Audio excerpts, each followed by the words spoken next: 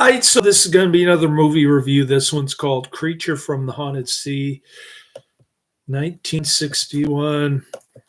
Giving it 4 out of 5 stars. I thought I was one of those so bad that it's good type movies. Movie poster says, "What was the unspeakable secret of the sea of lost ships?"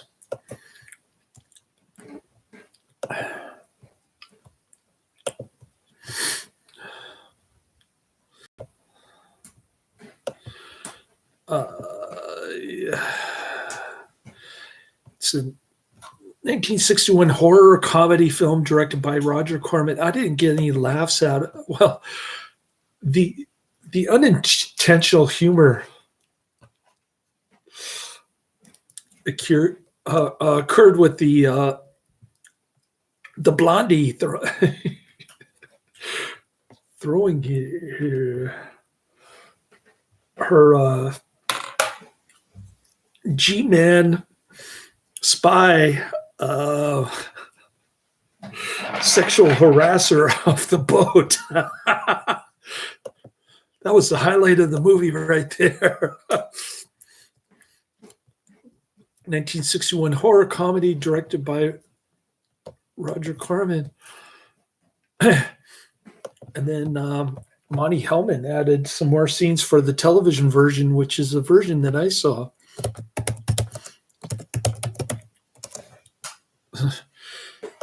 So both Roger Corman and Monte Hellman directed this one. I think the television version came out 2 years later, but I still stuck with the 1961 tag. My YouTube movie review title above the description.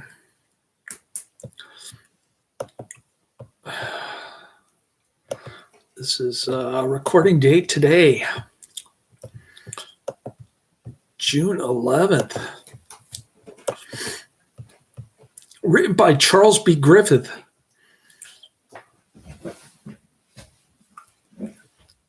The film is a parody of spy, gangster, and monster movies, mostly Creature from the Black Lagoon. Concerning the creature looks like Cookie Monster because it's got those bulging eyeballs. Concerning a secret agent XK150 played by Robert Towne.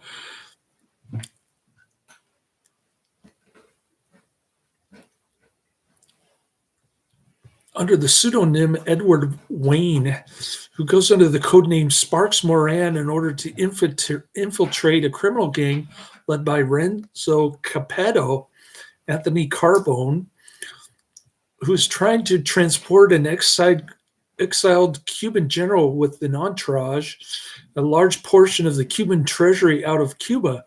Film Group released the film as a double feature with Devil's Partner.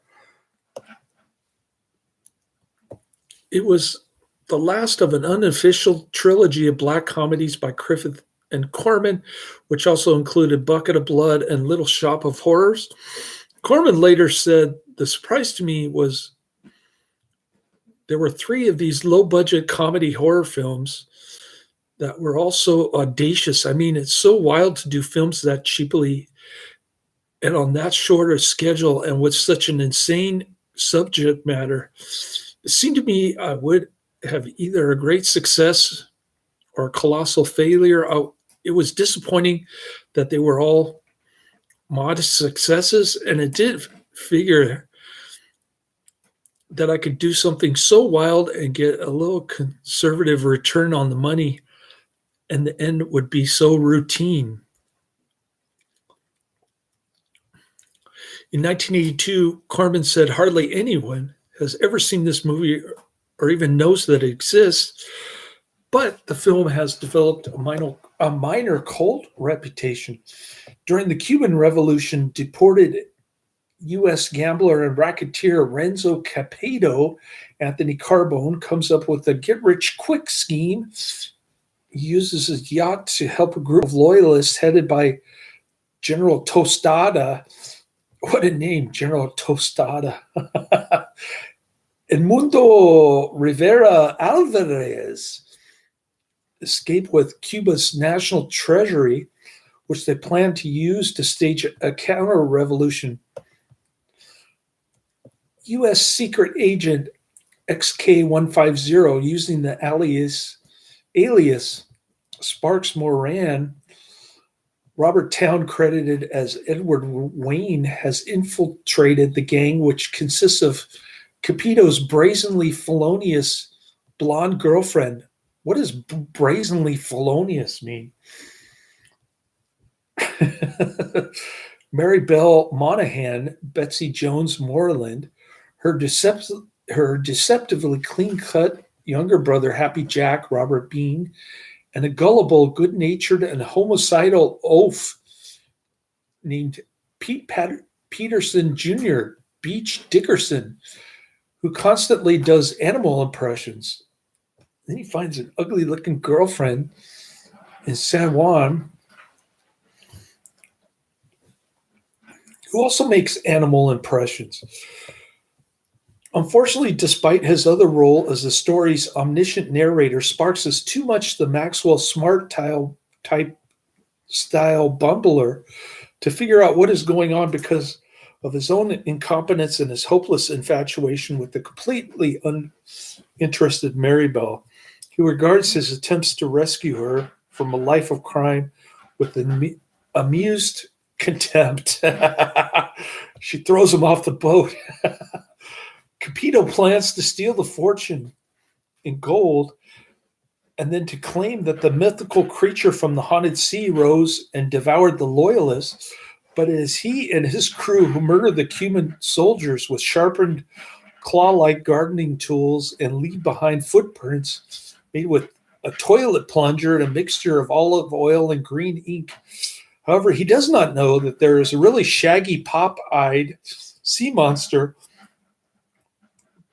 Yeah, Cookie Monster is lurking in the very waters where he plans to do the dirty deed. And that creature may make his plan all too easy to pull off. This has to be the most ridiculous monster costume in the history of film, which is why I like it. When the monster's insatiable hunger upsets his scheme, Capito decides to sink his boat into 30 feet of water off the shore of a small island, and then to retrieve the gold later.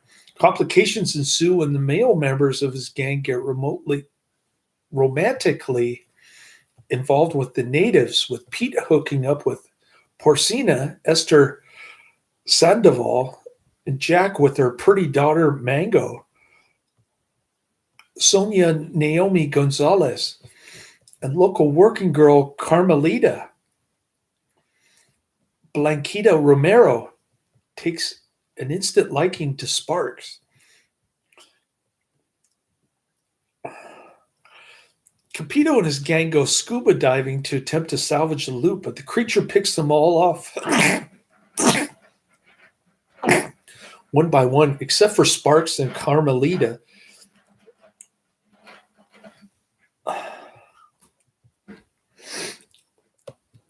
That's pretty much the movie right there. It's a little slow paced. The dialogue is inane to the point of really being annoying. I didn't like the guy who was doing the animal impressions. It's really bad.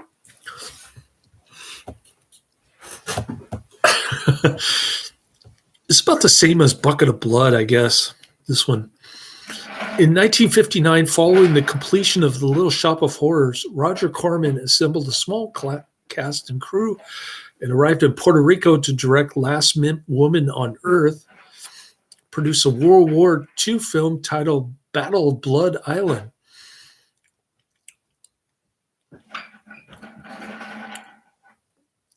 According to Corman, I had discovered that tax incentives were available if you manufactured in Puerto Rico that included making movies. When Corman still had unused film left over from The Last Woman on Earth, he decided to make another film. Part of the budget came from the funds he had not spent on a film called The Wild Ride. Corman called Charles B. Griffith, who was Corman's main screenwriter, and Corman told him, I wanted to make a comedy horror movie while I was in Puerto Rico. He had 6 days to come up with the script. I told him how many actors I had and explained that I couldn't fly any additional cast members in because I just didn't have the budget for it. Corman agreed with Griffith's suggestion that Corman play one of the roles himself. Griffith wrote a script using the same structure as 2 earlier Corman pictures he had done, Naked Paradise and Beast from Haunted Cave. I reviewed Beast from Haunted Cave, and we use it again on another Corman film, Atlas. I reviewed Atlas. Everything was the same, said Griffith. The crooks were waiting to get away in the airplane. The gangster's maul falls for the rented hero. And there's a speech about security. Everything was the same. He felt he wasn't not being paid enough for the job, and he decided to punish Corman by writing him a part of Happy Jack Monahan, the most difficult role you could think of, requiring the character to be laughing hysterically in one scene and crying like a baby in the next. This fellow was a tropical Hamlet, recalls Corman, crying one moment, laughing the next, going from killer to victim, the works. Brando would have had trouble with this role. Corman realized Happy Jack practically became the lead. I know Chuck did this to drive me crazy. It was too big a role and required an actor. Corman gave the role to Robert Bean, an actor who wanted to work on a Corman film. Corman told Bean if he could pay his own way to Puerto Rico, he could work on the crew and play a role in one of his films. Bean was boom operator on the second Puerto Rico film and appeared in Creature. He also played the role of the creature. Griffith was paid $1,500 for his script. Corman claims Chuck had sent us a script on Thursday. I read it on Thursday night, rewrote sections of it between takes on the set Friday, had it duplicated Friday afternoon, passed it out and rehearsed it Friday, Saturday, and Sunday, prepared it on the location on Sunday and started shooting on Monday. In his memoir, Corman said, it's been suggested that Creature from the Haunted Sea is my most personal film. That's actually not a bad suggestion. Consider it's got my favorite ending of them all. A last scene I invented on a whim and literally phoned to Chuck Griffith from Puerto Rico. This was a story about a band of Batista's generals making off with treasure chests of gold from Cuba. The man they hired to captain their boat is a mobster. He murders the generals and covers up the crimes by inventing a story about an undersea monster who devours people. But there is an undersea monster. He has always killed off our monsters with fire, electricity, floods, whatever, I told Chuck. This time the monster wins. The final shot in the picture, I insisted, is the monster sitting on the chest of gold at the bottom of the ocean floor. The skeletons of all the people in the picture are scattered around him and he's picking his teeth. That's it. The monster wins. Creature from the Haunted Sea was shot in 5 days. Locals appeared in the film as extras, reportedly being paid $1 an hour. According to Corman, I was trying to get more movement into long dialogue scenes. Chuck had one scene in the script that especially bothered me because I couldn't figure out how to give it some action. We were shooting in a palm grove, and I had these U.S. people playing touch football with a coconut. If nothing else, there was a lot of movement in that scene. During the scene in which the character Renzo Capito is shown assembling an automatic pistol at the actor Anthony Cabone was given a real gun which fell apart unexpectedly. After shooting a take that worked perfectly, Corman decided that the first take was funnier and he used it in the film with added narration to achieve humorous effect. According to Beach Dickerson, the creature was made from a wetsuit, some moss, lots of Brillo pads, tennis balls for the eyes, ping pong balls for the pupils, and pipe cleaners for the claws. Then we cover him with black oilcloth to make him slimy. According to Carbone, the cast really had to do some deep concentration in order not to laugh when we saw it. Carbone felt that Corman should have shot the scenes featuring the creature from its point of view so that the audience would never see the creature. That would at least keep a semblance of some fear, because when you see the creature, you got to laugh. Not that the laughter isn't good, but the laughter should not be about the creature. It should be about the actions of the creature. For example, when the creature kills, you should take the action from the actor to make it funny. His eyes pop out, or he puts his finger in his mouth like a child, or some humorous little bit that the person being killed could do. Therefore, you sustain both the secrecy of this thing and bring out the comedy. Then I think it would have been at least plausible in a way. Despite Carbone's feelings about Corman's filmmaking, Karate Man's back with his fist of fury. Despite Carbone's Karate Man's in the chat room. Kind of late in the day for Karate Man to be in the chat room. Despite Carbone's feelings about Corman's filmmaking, he stated the film was very funny and he had a lot of fun doing it. When the cast and crew had difficulty getting out of the country, the cinematographer hid the film from Corman until the cast and crew got paid for the production. Karate Man's always about action puns. That's what he says in the chat room. By the way, I had Rocky Balboa on my saved queue already. I thought I didn't add it, but it's unavailable on Netflix.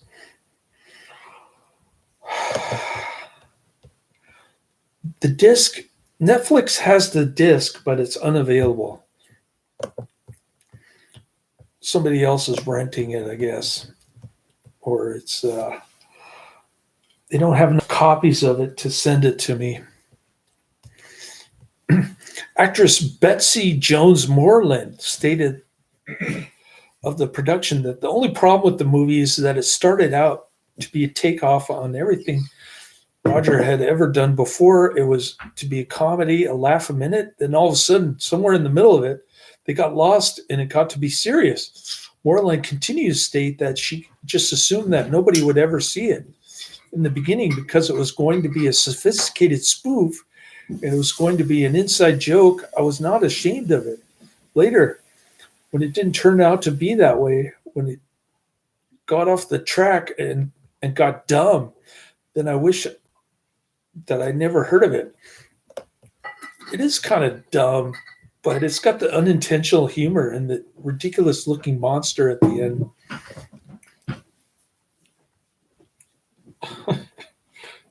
You don't see much of the monster until the end, unfortunately.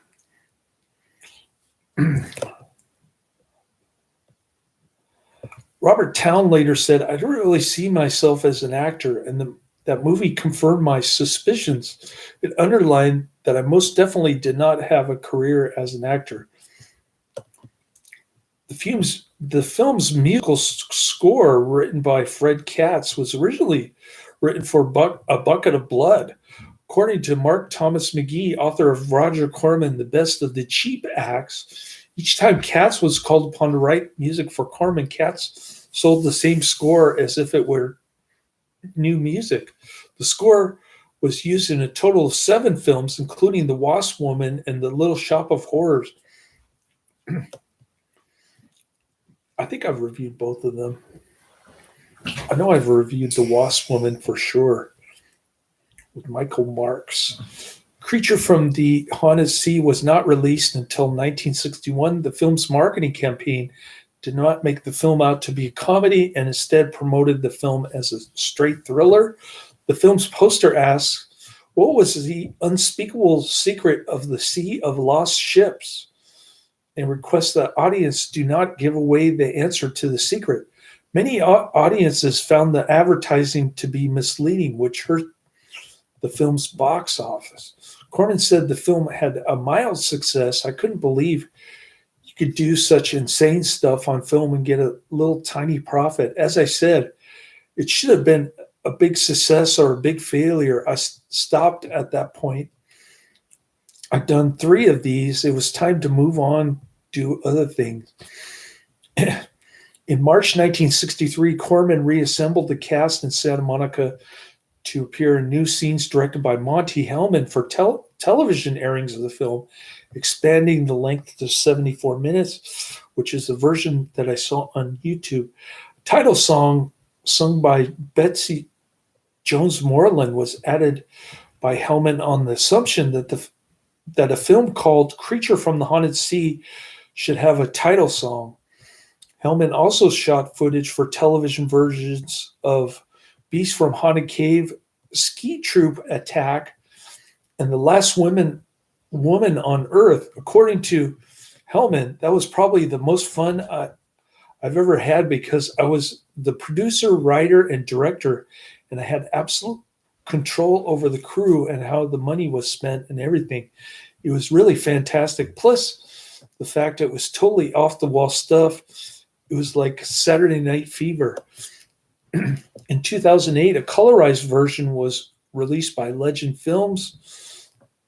This version is also available on Amazon Video on Demand.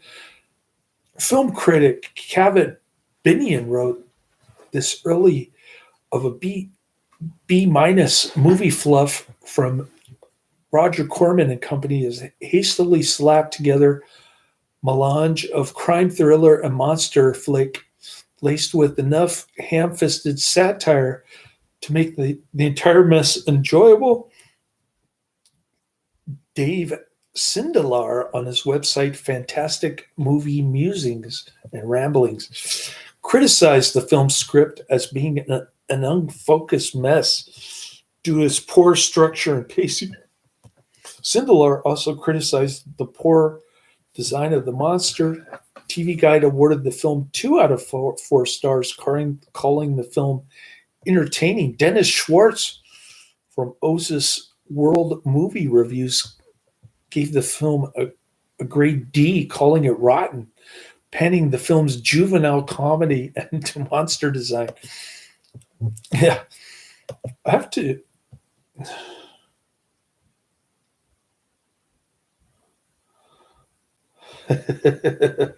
Which was the first Stallone movie you saw back then? Karate's man's asking.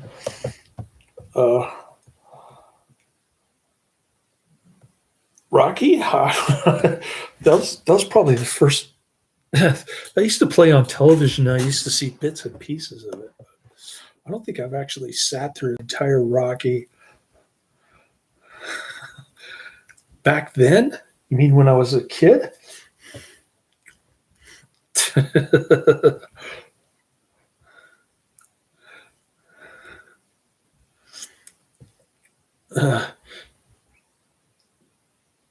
British carpet man was going off with his gay stuff.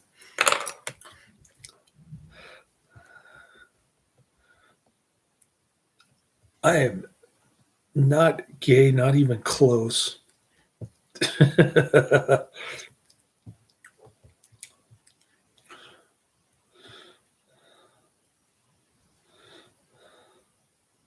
All right. Next up is War of the Satellites, 1958. Then I got The Black Raven, 1943. He Walked by Night, 1984.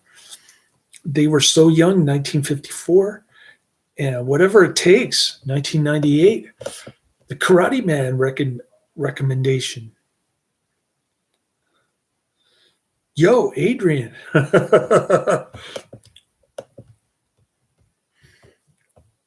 All right. Well, nice chatting with you, Karate Man. Sorry to take so long to get through Creature from the Haunted Sea. The Wikipedia page is like 5 page, five, one, one.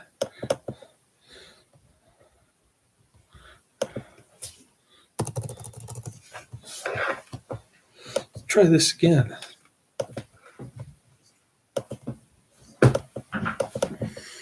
Well, it's like 5 pages long. That's one of Rocky's famous lines. Oh. Yo, Adrian.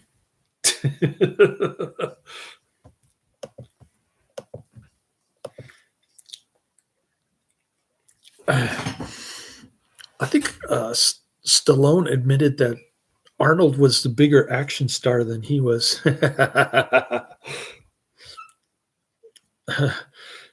he he was giving Arnold credit for being a bigger action star. But anyways, that's the end of my review. I guess I'll watch War of the Satellites next. Laters.